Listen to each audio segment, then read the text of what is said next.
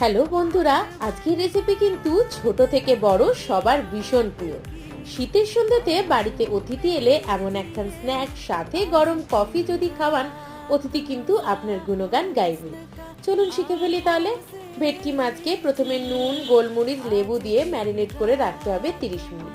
এরপর second level marination, ধনেপাতা, পুদিনা পাতা, লঙ্কার একটা পেস্ট বানিয়ে তার মধ্যে ছাতু, আদা রসুন পেস্ট, নুন, গোলমরিচ, ভাজা মশলা দিয়ে মিশ্রণ তৈরি করে সেই মিশ্রণকে মাছের গায়ে ভালো করে মাখিয়ে রাখতে হবে আরো 30 মিনিট।